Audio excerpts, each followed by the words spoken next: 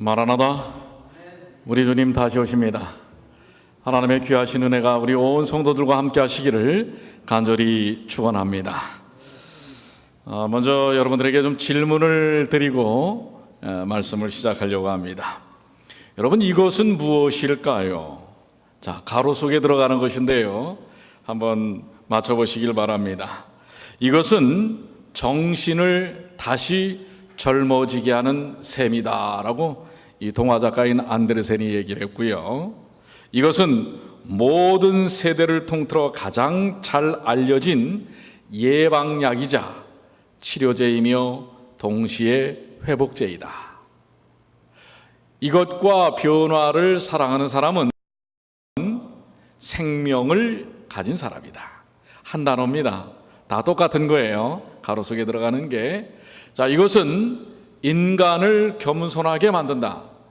세상에서 인간이 차지하는 영역이 얼마나 작은 것인가를 깨닫게 해준다. 토마스 폴로라고 하는 사람은 바보는 방황을 하고 현명한 사람은 이것을 한다. 이것은 무엇일까요?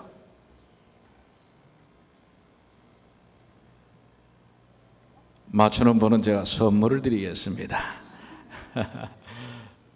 이 가로 안에 들어가는 공통된 두 글자로 된 단어, 힌트를 좀 드릴까요?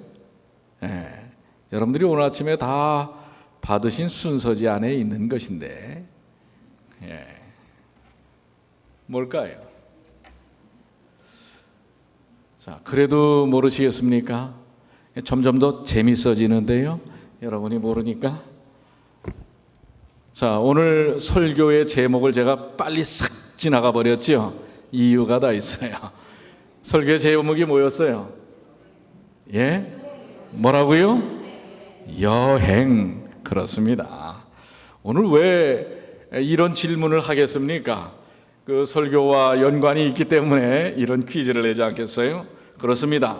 자, 그럼 가로에다가 한번 집어넣고 다시 한번 읽어봅니다. 여행은 정신을 다시 젊어지게 하는 셈이다. 여행은 모든 세대를 통틀어 가장 잘 알려진 예방약이자 치료제며 동시에 회복제이다. 여행과 변화를 사랑하는 사람은 생명을 가진 사람이다. 여행은 인간을 겸손하게 만든다. 세상에서 인간이 차지하는 영역이 얼마나 작은 것인가를 깨닫게 해준다. 또 바보는 방황을 하고 현명한 사람은 무엇을 한다고요? 여행을 합니다. 사실 오늘 우리 교회 성도들이 여행 간 분들이 많습니다. 사실 어떻게 보면 지금 이 시즌은 무슨 시즌이에요?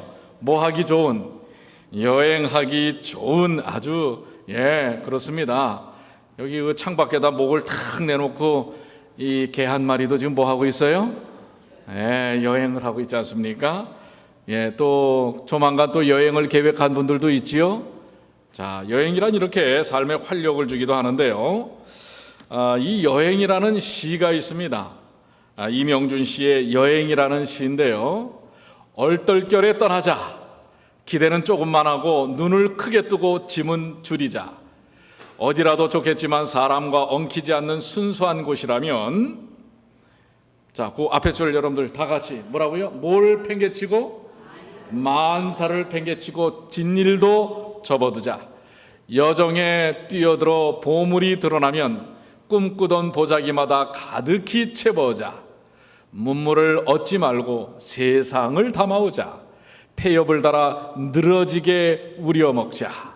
그리고 돌아오면 바로 어디론가 곧 무엇할 준비를 하자? 다시 떠날 준비를 하자. 이게 이제 여행이라고 하는 것인데요. 자, 여러분들 사실 우리 아까도 우리 두 자매를 소개를 했지만은 뭐 여러 가지 일로 지금 여행을 온 것입니다. 세계에서 가장 여행하기 좋은 도시가 어디입니까? 여러분들이 그런 데 살고 있습니다. 이 행복한 도시 뉴욕. 온 세계의 사람들이 여행하기 제일 가고 싶은 첫 번째 도시 중에 하나가 뉴욕입니다. 자, 그래서 이 여행하기 좋은 계절, 또 많은 사람들이 여행을 하는 이 시절, 여러분들도 한번 좀 여행을 좀 떠나보시면 어떻겠습니까? 좋지요? 근데 어떤 분이 이런 얘기를 했어요. 파울로 코엘료라고 하는 사람은 여행은 돈의 문제가 아니고 뭐의 문제다? 용기를 내야만 하는 것입니다. 용기를 내야만 하는 것인데, 근데 사실 여행 중에서도 한국에서 미국으로 여행 오는 거 상당히 14시간, 15시간의 비행기를 타고 와야 합니다. 그런데 우리 이 지구촌에서 가장 긴 여행을 하신 분이 있는데 누굴까요? 우리 오늘 신순자 집사님 앞에서 딱 정답을 얘기했어요. 누구예요? 가장 긴 여행 거리를 여행하신 분 누구예요? 우리 주님, 예수님이십니다. 무슨 여행을 하셨어요? 우주 여행을 하셨지요. 뭐가 또 여행이라고 얘기하면 여행이 아닐까라고 생각을 하는데, 근데 예수님께서 이 땅에 하나님으로서 저 하늘의 보좌에서 계셔야만 하지만 여러분과 저의 인생의 구원을 위해서 이 땅에 오신 우주의 여행을 이루셨을 뿐만 아니라 이 땅에 탄생하셔서 30세부터 공생애를 시작하시고 3년 반 동안 뭘 하셨어요? 여행을 하셨어요. 자, 그 여행의 기록, 어떻게 보면 가장 이 여행하기 좋은 계절, 많은 사람들이 오고 가는 이 시절에, 그래서 우리가 여행이라고 하는데 관심을 가질 수 있는 이 시절에 우리를 위하여 가장 먼 여행, 가장 의미 있는 생명의 여행, 우주의 여행을 하신 예수님의 여행에 대한 이야기를 우리가 오늘 한번 좀 말씀을 통해서 나눠보길 원합니다. 자, 본문의 말씀 다시 한번 읽습니다. 누가복음 13장 22절로 24절. 예수께서 각성 각촌으로 다니사 가르치며 예루살렘으로 뭐 하시더니? 뭐 하셨어요? 여행하시더니 혹이 여짜오되 주여 구원을 얻을 자가 적으니까 저에게 이르시되 좁은 문으로 들어가기를 힘쓰라. 내가 너희에게 이르노니 들어가기를 구하여도 못하는 자가 많으리라. 자, 분명히 예수님께서 이 땅에 오셨어도 우주를 넘나드는 여행을 하셨지만 이 땅에 오셨어도 여행을 하고 계십니까? 여행을 하고 계세요, 안 계세요? 오늘 여러분들 여행을 못 다니신 분들 여기서 이렇게 우리 예수님의 여행에 한번 좀 참여해 보시길 바랍니다. 자, 예수님께서 여행하고 계십니까, 안 계십니까? 여행을 하고 계시는데 예수님께서 하신 여행은 무슨 여행이에요? 그 23절에 답이 나와요. 혹이 여짜오되 주여 구원을 얻는 자가 적으니까. 예수님은 이 땅에 오신 이 여행을 하시는 각 성과 각 촌을 다니면서 가르치신 이 여행, 무슨 목적이 있어요? 무엇을 위한 여행이죠? 예수님의 여행은 구원의 여행입니다. 그렇습니까? 예수님은 이 땅에서 여행하신 목적이 각 성과 각 촌을 다니시면서 구원을 주시기 위하여 가르치고 백성들을 인도하신 구원의 여행을 하고 계십니다. 그런데 예수님께서 이 갈릴리에서 시작하여 사마리아와 페레와를 거쳐서 예루살렘을 가시는 이 3년 반 동안에 여러 차례 예루살렘을 방문하신 이 여행은 바로 이 땅의 인생들을 구원하시기 위한 구원의 여행이셨습니다. 그러면서 우리 주님은 우리의 여행에 대하여 아울러서 언급을 하고 계십니다. 자, 다시 한번 23절을 읽습니다. 혹이 여짜오되 주여 구원을 얻는 자가 적으니까. 이렇게 물어보니까 구원을 얻는 사람이 정말 얼마나 됩니까? 왜 그렇게 적습니까?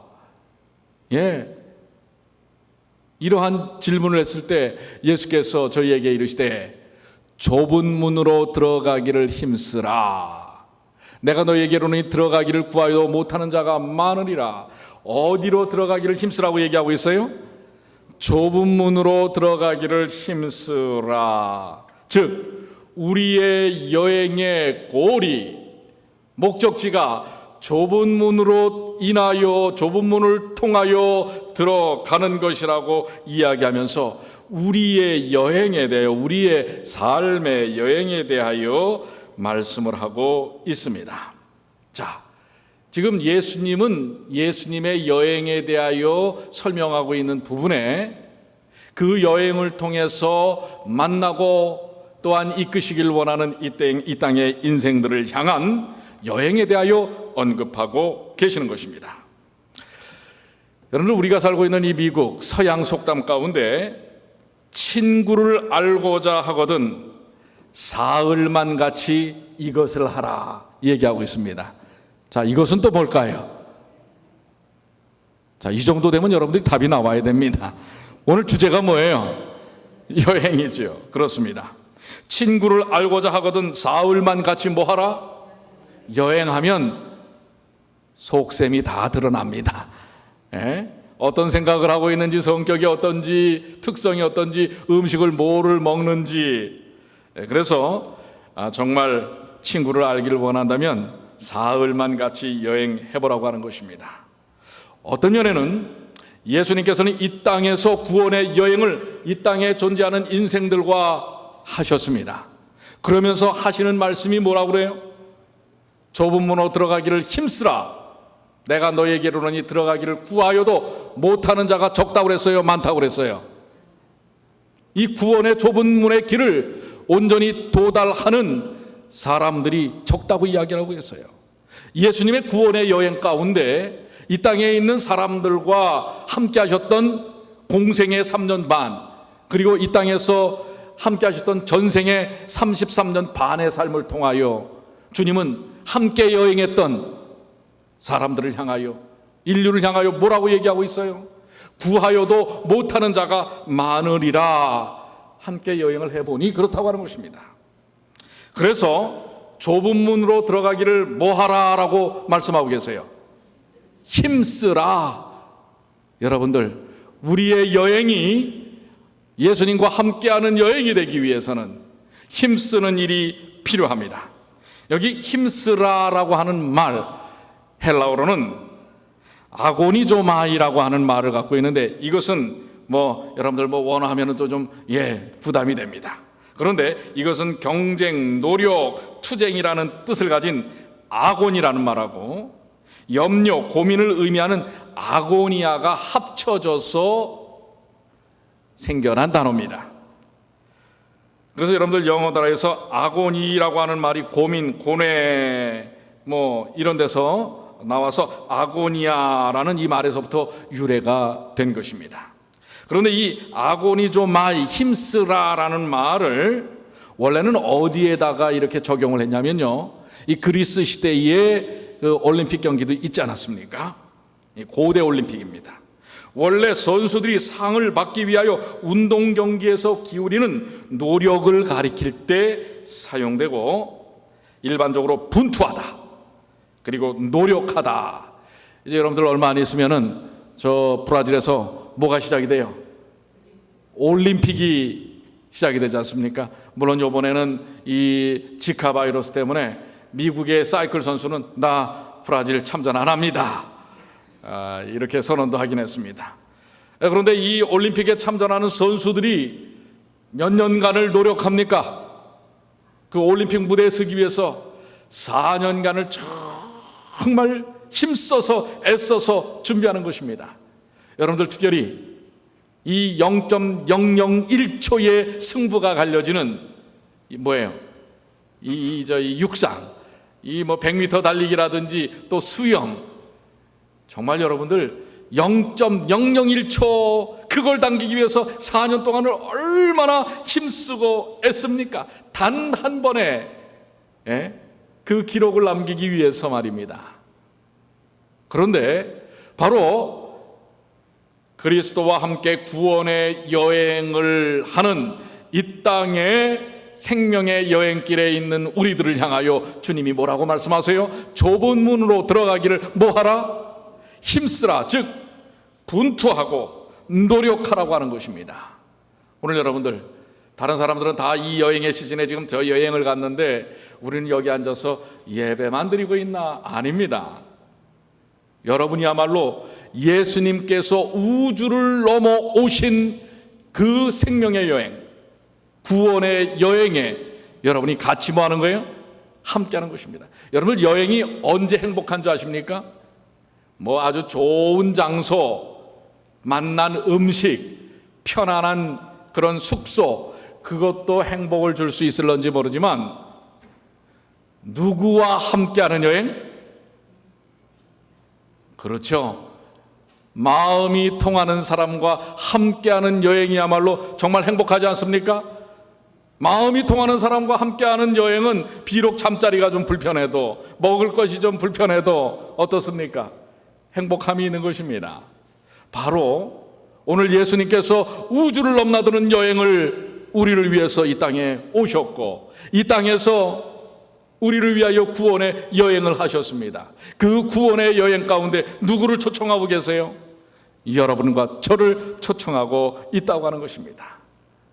바로 우리도 또한 주님과 함께하는 구원의 여행 속에 있다는 사실을 기억하면서 함께하는 그분과 진정한 의미의 여행을 한번 힘써 보시게 되길 바랍니다. 어떤 분이 그런 얘기를 해요. 인생은 단 한 번의 여행이다. 사실 그래요. 한 번 지나가면 다시 할 수 없는 그런 여행이라고 생각하지 않습니까? 자, 그래서 우리 주님께서 이 여행을 어떻게 하면 될 것인지에 대하여 우리에게 분명히 힘쓰라라고 하시면서 말씀을 하십니다. 25절에 집주인이 일어나 문을 한번 닫은 후에 너희가 밖에 서서 문을 두드리며 주여 열어주소서 하면 저가 대답하여 가로되 나는 너희가 어디로서 온 자인지 알지 못하노라 하리니 그때 너희가 말하되 우리는 주 앞에서 먹고 마셨으며 주는 또한 우리 길거리에서 가르치셨나이다 하나 저가 너희에게 일러 가로되 나는 너희가 어디로서 왔는지 알지 못하노라 행악하는 모든 자들아 나를 떠나가라 하리라. 그렇습니다. 우리는 지금 나름대로 주님과 여행을 한 줄 알았어요.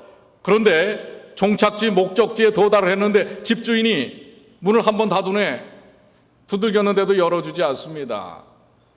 그래서 왜 열어주지 않습니까? 그랬더니 너희가 어디로서 온 자인지 어떤 여행객인지 알 수 없다라고 얘기하는 것입니다. 그럴 때 26절에 이 여행에 동참했던 이 사람들이 뭐라고 얘기합니까? 우리는 주 앞에서 먹고 마셨으며 주는 또한 우리 길거리에서 가르치시지 않았습니까? 우리 함께 했잖아요. 우리 함께 여행했잖아요. 하는 것입니다. 그런데 27절에 저가 너희에게 일러 가로되 나는 너희가 어디로서 왔는지 알지 못하노라. 행악하는 모든 자들아 나를 떠나가라. 몸은 함께 했는지 모릅니다. 그런데 뭐예요? 그 마음과 정신은 다른 것입니다. 자, 예수님의 구원의 생명의 여행 가운데 여러분들 이렇게 예수님께서 말하실 수 있다는 것을 기억해야 합니다. 오늘 여러분들 몸만 예수님과 여행하는 사람이 되지 않게 되시길 바랍니다. 여러분의 마음도 여러분의 생각도 여러분의 뜻도 예수님과 함께 여행하시게 되기를 바랍니다. 부하그완이라는 사람은 여행은 그대에게 적어도 3가지의 유익함을 가져다 줄 것이다. 하나는 타향에 대한 지식이고 다른 하나는 고향에 대한 애착이며 마지막 하나는 그대 자신에 대한 발견이다. 그러니까 여러분들 여행을 통해서 다른 나라도 알고 또 내가 자라났던 고향에 대해서도 알고 중요한 것은 여행을 통해 여러분 자신이 누군지를 알게 된다고 하는 것입니다.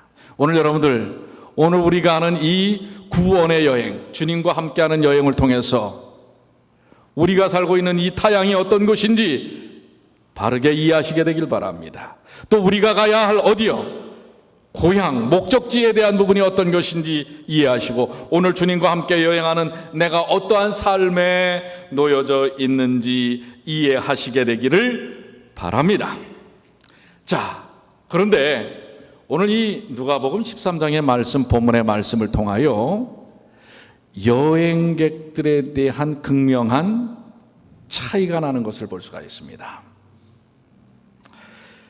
여러분들이 잘 아시는 초기문집이라고 하는 책에 보면 특별히 우리는 예수님과 함께 구원의 여행, 생명의 여행, 그리고 하늘을 향한 여행을 간 사람들 아닙니까? 그러니까 여러분들 지금 다른 여행 생각하지 마시고 오늘 이 하나님과 예수님과 함께하는 이 여행 속에서 내가 과연 어떤 여행의 모습을 갖고 있는지 한번 여러분들이 스스로 판별해 보시길 바랍니다. 이 초기문집 13쪽과 14쪽에는 이런 말씀이 있어요. 하나님께서 내게 재림 신도들이 거룩한 도성을 향해 여행하는 것과 그들의 주님께서 혼인잔치에서 돌아오기를 기다리는 사람들에게 주실 풍성한 보상을 보여주셨으므로 하나님께서 보여주신 것을 여러분에게 간단하게나마 그 개요를 말해주는 것이 나의 의무라고 생각합니다. 이 초기문직의 이 기자는 지금 하늘을 향해 가는 여행을 하고 있는 재림 성도들에 대하여 그가 보고 깨달은 것을 설명하고 있어요. 자, 그런데 두 가지 다른 여행의 모습을 드러낸다고 하는 것입니다. 자, 첫 번째 무리는 여러분들 누가복음 13장 24절에 있는 것처럼 좁은 문으로 들어가기를 힘쓰는 이런 사람들의 모습이었어요. 그 모습을 이렇게 설명하고 있습니다. 내가 가족재단에서 기도하고 있을 때 성령께서 내게 임하셨고 나는 점점 높이 올라가서 어두운 세상으로부터 아주 멀어지는 것처럼 생각되었습니다. 나는 도리어 세상에 있는 재림 신도들을 찾아보았으나 그들을 발견할 수 없었습니다. 지금 이 엘렌 G. 화이트이 이 재림 성도들이 하늘 가는 여행에 대하여 그가 봤는데 보니까 재림 신도들을 이렇게 찾아보니까 없어요. 하늘 가는 길에 안 보이는 것입니다. 그때 깜짝 놀랐죠. 아니, 하늘 가는 여행길에 누가 보이질 않는 거예요? 이영희 집사님? 누가 보이질 않아요? 재림 성도들이 안 보이는 거예요. 그래서 깜짝 놀랐는데 그때 한 음성이 내게 들렸다라는 거예요. 다시 보라. 눈을 좀 더 높이 보라는 이 음성을 듣고 나는 눈을 들어 세상 위에 높이 뻗어 있는 곧고 좁은 길을 보았다. 하늘을 향해서 아주 곧고 좁은 길이 있다는 사실을 보았는데 그 길 위로 재림 신도들이 그 길 끝에 있는 까마득한 도성을 향하여 여행하고 있었다. 다행 아닙니까? 다행이에요, 안 해요? 지금 재림 신도들을 찾았어요, 못 찾았어요? 찾았어요. 바로 이 주변에서는 재림 신도들 하늘 가는 길에는 못 봤는데 좁고 좁은 길을 쭉 따라서 보니까 그 까마득한 끝에 하늘 도성이 있는데 그 좁고 고든 길 가운데에 재림 성도들이 있는 거예요. 얼마나 안심을 했는지 모릅니다. 그런데 그 다음 장면은 내용이 길어서 제가 화면에는 안 띄웁니다. 제가 읽어드리면 이렇게 돼 있어요. 그 길이 시작되는 곳에 빛이 있어서 그 빛이 그들의 뒤를 환히 비치고 있었는데 한 천사가 내게 말하기를 그 빛은 밤중 소리라고 하였다. 이 밤중 소리가 뭐예요? 밤중 소리가 뭐죠? 여러분들 이 열처녀 비유 가운데서 자, 나중에 신랑이 더디 왔죠. 더디 와서 다 10명이 어떻게 됐어요? 졸고 있을 때에 신랑이 온다는 소리를 외치는 소리를 듣죠. 신랑이로다. 이게 한밤중에 오는 밤중 소리예요. 신랑이로다. 그런데 그때 이 밤중 소리를 듣고 5명의 처녀는 화들짝 놀란 겁니다. 왜요? 켜져 있어야 할 불이 꺼져버려 있고 뭐가 없는 거예요? 등잔에 기름이 없는 거예요. 그리고 나머지 슬기로운 5처녀는 어때요? 그 차여져 있는 등잔에 불을 키우고 누구를 맞이하러 나가는 거예요? 신랑을 맞이하러 나가는 것입니다. 이게 밤중 소리예요. 누구로다? 신랑이로다. 이건 누구를 예표하는 것입니까? 다시 오실 예수 그리스도, 예수님께서 오신다라고 하는 예수 재림에 대한 복음과 진리를 외치는 것입니다. 바로 이 재림에 대한 복음을 듣고 하나님의 백성들이 어떻게 해요? 그 빛의 길을 따라서 가는 것입니다. 가는데 그들은 그 빛으로 말미암아 넘어지지 않게 되었다. 이 뒤에서 빛이 비치니까 앞에 그 하늘 도성까지의 그 길이 이렇게 쫙 비춰지는 거예요. 그들이 만일 그들 바로 앞에 서서 그들을 그 도성으로 인도하는 예수님을 바라보고 저희의 눈을 그에게 고정시켰다면 그들은 안전했을 것이다. 지금 뒤에서 빛이 비춰지는데 앞에서 그 무리들을 이끄는 사람은 누굽니까? 누구예요? 예수 그리스도예요.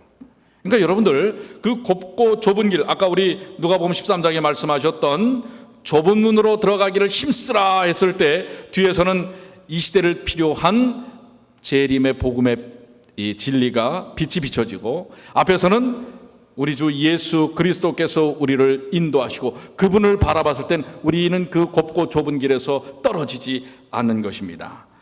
그런데 오래지 않아 어떤 사람들은 피곤해지자 그들은 그 성에서 이미 들어가 있기를 기대했는데 그 도성이 너무나 먼 곳에 떨어져 있구나 하고 중얼거렸다. 이게 뭡니까? 난 너무 피곤해. 그런데 아직도 뭐예요? 하늘 도성은 너무 멀어. 그러니까 피곤해 죽겠어 하고 중얼거렸다. 그때 예수께서는 당신의 영광스러운 오른팔을 드시고 그들을 격려해 주셨는데 그의 오른팔에서 빛이 나와 재림 신도들의 무리 위에 파동쳤고 그들은 큰 소리로 할렐루야라고 외쳤다. 그때 예수님께서 그래 좀 힘들지 그러나 조금만 참어 이제 곧 하늘에 도달한단다 라고 했을 때 다시금 힘을 얻어서 사람들이 할렐루야 라고 외쳤습니다. 어떤 이들은 그런데 말입니다. 여기 이런 부분들이 나와요. 어떤 이들은 그들 뒤에 있는 빛을 경솔하게 부인하면서 신랑이 오신다라는 말을 부인하면서 그들은 이와 같이 먼 곳으로 인도해 내시는 분은 하나님이 아니라고 말했다. 그러자 그들 뒤에 있던 빛은 사라지고 저희의 발은 칠흑 같은 흑암 속에 빠지게 되었다. 그들은 비틀거리며 표적을 잃고 예수님을 그 시야에서 놓쳐버림으로 말미암아 그 길에서 벗어나 저 밑에 있는 어둡고 사악한 세상으로 떨어지고 말았다. 여러분들 우리가 주님과 함께하는 하늘 가는 여행길 구원의 길 가운데서 때때로 아직도 하늘 도성이 먼 것처럼 여겨집니다. 사실 여러분들 여행해 보시면 알아요. 처음에는 여행에 대한 기대와 어떤 설레임 때문에 정말 피곤한 줄도 모릅니다. 그러나 이 여행이 겹쳐지면 어때요? 나중에는 저도 보니까 특별히 어디서 자꾸 스킵을 하냐면은 이 박물관 같은 데 들어가면은 그렇습니다. 한 시간 정도 구경하고 나면은 아직도 한 두세 시간을 구경을 해야 된다면 어떻게 해요? 자꾸 지나쳐버리죠 이제. 아니면 중간에 쉴 만한 자리가 있으면 그냥 앉아버려요. 이 여행길이 그렇습니다. 때때로 지치고 피곤해요. 그러다 보면 자칫 뭐예요? 우리가 가야 할 길들을 놓치고 포기하는 수가 있다고 하는 것입니다. 전에 한번 제가 말씀을 드린 적이 있지만은 제가 대학교 2학년 때 자전거를 타고 전국 일주를 해본 적이 있다고 그랬잖아요. 그런데 정말 이 첫째 날은 그 흥분 때문에 내가 이 자전거를 타고 혼자서 전국을 일주를 해. 이야 대단하다. 속으로 뭐예요? 이야 안상기 대단하다. 그런데 그날 얼마나 힘들었는지 그날 저녁에 이 가래토 씻은 거예요. 하루 10시간 이상을 자전거를 처음 탄 거예요. 그런데 그 다음날 눈이 떠지질 않는 거예요. 근데 어떤 생각을 하는 거예요?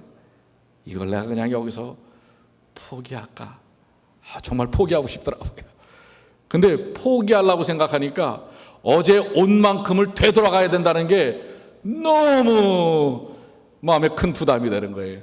그래서 하루만 더 버텨보자 하고 또 하루, 그리고 또 하루만 더 버텨보자.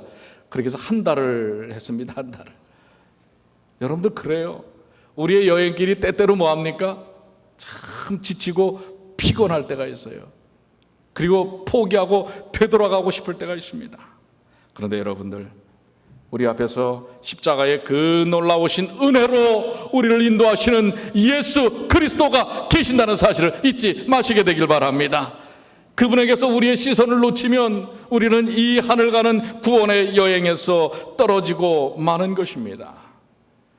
이 첫 번째 좁은 문을 향하여 가는 이 사람들은 예수 그리스도를 믿고 재림의 소망을 가진 사람들입니다. 그 가운데서도 온전히 목적지에 도달할 사람이 있는가 하면 그렇지 못할 사람이 있다고 예수님이 누가복음 13장에 말씀하고 계시는 것입니다. 여러분들이시여, 주님과 함께하는 이 생명의 구원의 여행길을 포기하시지 않는 주의 백성들 되시길 바랍니다. 두 번째 본 장면이 뭐냐면요, 번개처럼 빨리 달리는 한 기차를 타고 여행하는 무리들에 대하여 봤습니다. 제가 자전거를 타고 이렇게 여행을 하다 보니까요, 차를 타고 휙 하고 지나가는 사람들 있으면 진짜 부럽더라고요.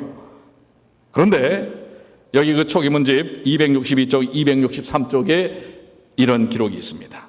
번개처럼 빨리 달리는 한 기차가 내 앞에 나타났다. 천사가 나에게 유심히 살펴보라고 명했다. 나는 눈을 그 기차에 고착시켰다. 마치 한 사람도 남김없이 온 세상 사람들이 모두 그 기차 안에 타고 있는 것처럼 보였다. 이 기차 안에는요, 이 온 세상 사람들이 다 타고 있어요. 그런데요, 천사가 그들을 불태우기 위하여 묶어놓은 단이다 라고 말했다. 근데 이 기차 안에 타인 사람들은 다 뭐라고요? 불에 태우기 위하여 묶어놓은 단과 같아요. 이 곡식 다 털어버리고 아니면 쭉쟁이 모아놓은 이 단과 같은 것입니다. 그 다음에 천사는 위험 있어 보이고 모든 사람에게 존경받는 것처럼 보이는 차장을 보라고 하였다. 근데 그 아주 번쩍번쩍한, 어제 우리 예배 마치기 전인가요? 우리 교회 앞에 잠깐 제가 나가 있는데, 제가 그래서 우리 문 집사님한테, 집사님 이거 나와서 보시라고. 뭔지 알아요? 리무진인데, 여러분 해머 맞나요? 그 해머라는 그 찝 있죠? 그 찝으로 만든 뭐예요? 리무진인데 엄청나게 커요. 뭐 그거는 여러분들 다 보셨죠? 근데 그건 달라요. 2층이 있어. 그 해머 리무진에 한 층이 더 있는 거예요, 이렇게. 그래가지고 제가 집사님한테, 집사님 이거 저도 뉴욕 와서 처음 봤어요, 그런 거. 촌놈이죠. 이거 보라고. 정말 그 안에는 얼마나 번쩍번쩍 멋있었을지 모르겠어요. 안에는 보지는 못했습니다만은 바로 이 번쩍번쩍거리는 이 기차 안에 온 세상 사람들이 다 타 있는데, 여기에 아주 위험 있고 존경받는 것처럼 보이는 차장을 보라. 그런데 이 차장이 누군가? 나는 당황하여 나의 수행하는 천사에게 그가 누구냐고 물었다. 그는 바로 사단이라고 대답하였다. 그는 빛의 천사처럼 꾸민 차장이었다. 그는 세상을 포로로 하여 끌고 가고 있었다. 끝내는 멸망하고 말거짓을 믿도록 더욱 강력한 기만으로 저들을 사로잡고 있었다. 그들은 모두 영원한 파멸을 향하여 번개처럼 빠르게 달려가고 있었다. 여러분들 그렇습니다. 저 맨하탄에 번쩍거리는 얼마나 휘황찬란한 것들이 많습니까? 세상에 그 수많은 사람들이 이 기차 안에 타고 있습니다. 얼마나 잘 먹고 잘 살았는지 모릅니다. 세상 가운데도 떵떵거리는지 모릅니다. 그런데 그들은 누구와 하는 여행을 시작하지도 않은 사람들이에요. 예수 그리스도와 함께하는 구원의 여행을 시작하지도 않은, 사단에 의하여 묶어져서 멸망의 길로 달려가는 바로 그런 열차에 타 있는 사람이라고 이야기하고 있는 것입니다. 여러분들 누가복음 13장 25절로 27절의 말씀 다시 한번 보십시오. 예수님께서 뭐라고 말씀하셨어요? 집주인이 일어나 문을 한번 닫은 후에 너희가 밖에서 문을 두드리며 주여 열어주소서 하면 저가 대답하여 그러되 나는 너희가 어디로서 온 자인지 알지 못하노라 하리니, 마귀 사탄이 번쩍거리는 휘황찬란한 그야말로도 리무진보다도 더 멋진 열차에 온 세상 인류를 태우고 멸망의 길로 치닫고 있는 것입니다. 그것도 모자라서 왜 프랑스에서는 니스라는 지역에서 트럭을 몰고 달려갑니까? 참, 이 세상이 얼마나 여러분들 어느 곳으로 달려가고 있는지. 그런데 정말 자다가 깨야 될 사람은 우리들이에요. 이 복음을 가진, 하나님을 알고 예수님을 아는 우리들이 아니겠습니까?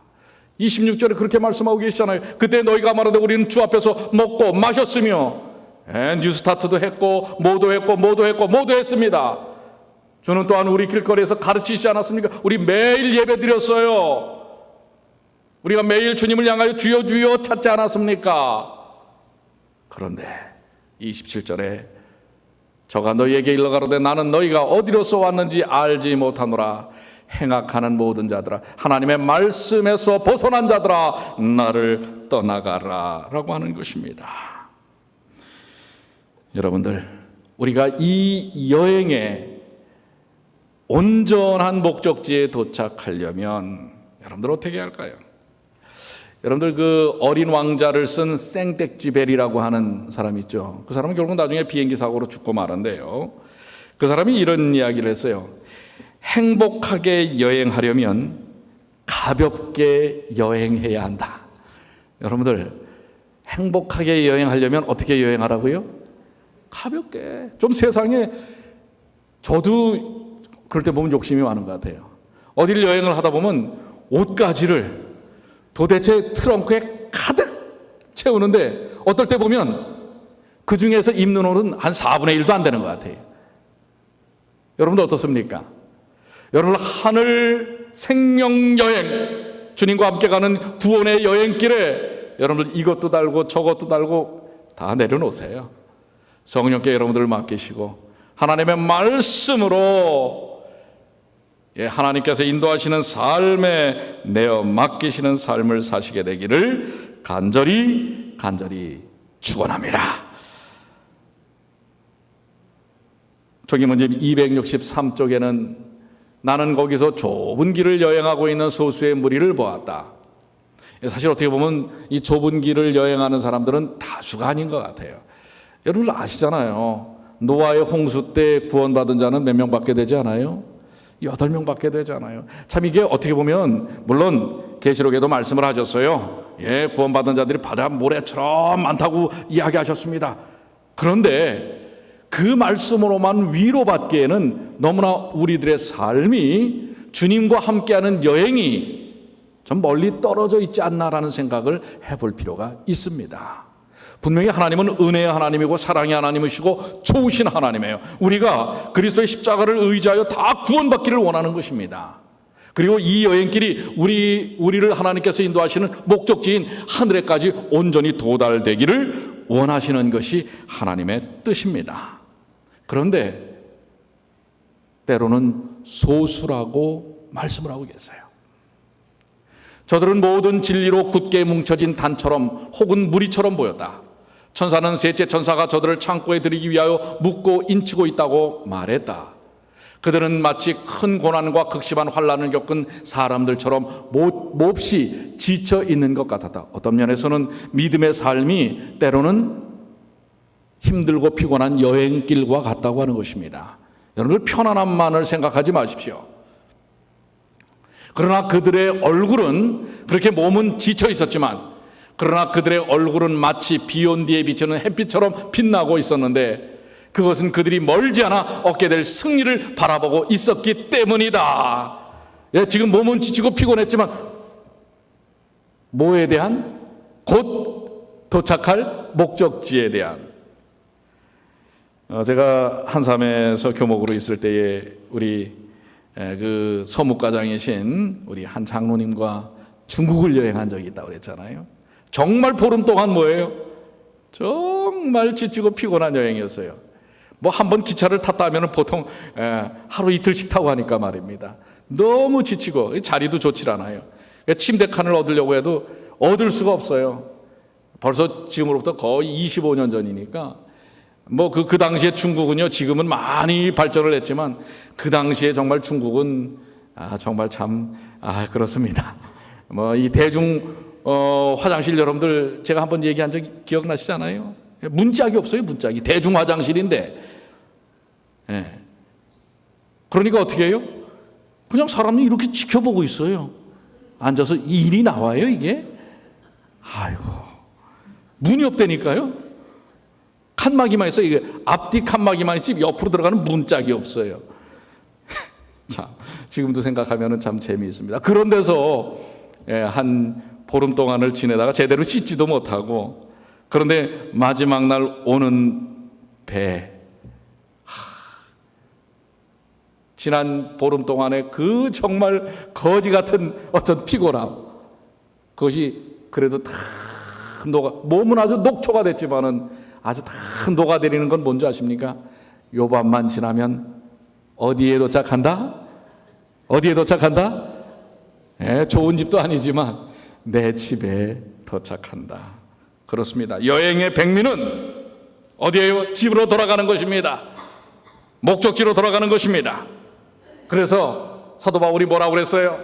디모데후서 4장 7절로 8절에 내가 선한 싸움을 마치고 나의 달려갈 길을 마치고 믿음을 지켰으니 이제 후로는 나를 위하여 뭐가 예비되었으므로 의의 면류관이 예비되었으므로 주 곧 의로우신 재판장이 그날에 내게 주실 것이니 내게만 아니라 주의 나타나심을 사모하는 모든 자에게니라. 이제 이 모든 인생의 여행길을 달려가고 나면은 우리 주께서 우리에게 뭘 주시겠다고요? 의의 면류관을 주신 그 하늘 본향에서의 그 약속 때문에 이겨낼 수 있는 것입니다.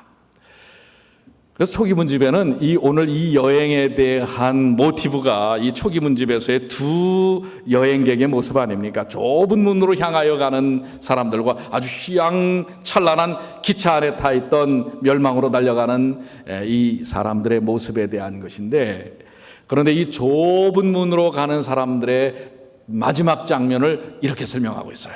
초기 문집 19쪽에 나는 순은으로 된 식탁을 보았는데 그 식탁의 길이가 여러 마일이 되었으나 우리의 눈은 그 식탁 위를 다 볼 수 있었다. 나는 그 식탁에 차려진 생명나무의 열매와 만나, 살구, 무화과, 석류, 포도 외에 많은 다른 종류의 과일을 보았다.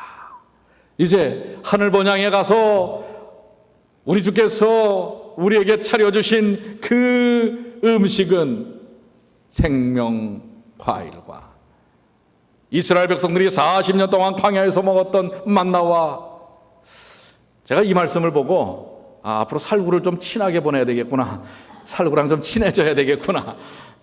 하늘에서 근데 그 살구가 그 살구인지는 모르겠어요. 무화과, 석류, 포도는 원체 좋아하니까 포도. 무엇보다도 무슨 나무의 열매가 있어요? 여러분들, 우리의 여행길의 마지막 우리에게 차려주신 하나님의 마지막 부분에 우리가 도달했을 본향에서 차려주실 하나님의 식탁에는 생명나무 과일이 있다는 사실을 기억하시게 되길 바랍니다. 그래서 오늘 고달프고 힘들고 좁고 좁은 길이라 할지라도 우리 앞에서 뒤에서 복음의 말씀으로 비춰주시고 우리 앞에서 우리를 인도하시는 예수님의 손길을 따라 그분을 따라가는 주님의 귀한 자녀들이 되시기를 간절히 소망합니다. 여기 한 꼬마가 저 길을 어떻게 가나 이렇게 쳐다보는데, 여기 우리 그 권오삼이라고 하는 아동문학가가 사랑하는 아이에게 라는 그 여행에 대한 시가 있습니다. 얘야, 지금 나와 함께 여행을 하고 있는 얘야, 여행에는 이런 기차 여행도 있지만 시간과 함께하는 여행이 있단다. 시간과 함께하는 여행이란 사람이면 누구나 다 아는 그런 여행, 인생이라는 여행이란다. 인생이란 여행을 하다 보면 젊은이도 되고 엄마 아빠도 되고 할머니 할아버지도 되지. 또 여행을 하다 보면 슬픔의 골짜기를 지날 때도 있지만 기쁨의 눈부신 꽃밭을 지날 때도 있지. 때로는 희망의 언덕에서 노래를 부르고 성공의 산꼭대기에서 야호를 외치기도 하지. 그렇게 여행은 계속된단다. 그러나 얘야, 발을 헛디뎌 실패의 허망에 빠지더라도 절망이라는 무서운 늪에 빠지지 말아라. 그 점만 조심하면 시간과 함께하는 여행길이 그렇게 힘든 것만은 아니란다. 얘야, 이 멀고 먼 여행 용기와 인내를 가지고 하여라. 그리고 내 여행이 부디 멋지고 보람있는 여행이 되기를 바란다. 옆에서 잠든 너를 보며 사랑하는 아빠가, 이 아동 문학가이며 시인인 권오삼 씨가 자기의 아이를 보면서 인생길을 걸어갈 아이에 대하여 느낀 점을 이렇게 시로 적은 것입니다. 여러분, 이 마음이 우리 주님의 마음 아닙니까? 우리의 인생이라는 여행길에 함께하길 원하시는 우리 주님의 마음 아니겠어요? 그 주님의 마음이 어디 나옵니까? 이사야 43장 2절로 3절에 나옵니다. 우리 한번 다 같이, 이것이 바로 우리가 성공적으로 우리의 본향, 고향집에 도달하기까지 우리의 구원의 여행, 하늘을 향한 이 여행이 목적지인 그 하늘에 온전히 도달할 때까지 함께 하시기를 원하는 우리 주님의 마음입니다. 내가, 한번 다 같이 읽겠습니다. 시작. 내가 물 가운데로 지날 때에 내가 함께 할 것이라. 강을 건널 때에 물이 너를 침몰치 못할 것이며 내가 불 가운데로 행할 때에 타지도 아니할 것이요 불꽃이 너를 사르지도 못하리니 대저 나는 여호와 내 하나님이요 이스라엘의 거룩한 자요 내 구원자임이라. 아멘. 이 주님이 우리와 함께 하십니까? 우리의 손을 붙들고 그 하늘 본향, 그 놀라운 구원의 여행의 끝까지 우리를 인도하시겠습니까? 그렇게 믿으십니까? 여러분들, 우리는 이미 여행을 시작한 사람이고, 아니 거의 끝에 도달할 사람입니다. 이제 좁고 곧은 길이지만은, 그러나 우리 주님을 의지하여 이 승리의 길, 목적지인 하늘에 도달하는 하늘 여행을 이루시는 하나님의 귀한 자녀들이 되시기를 간절히 축원합니다.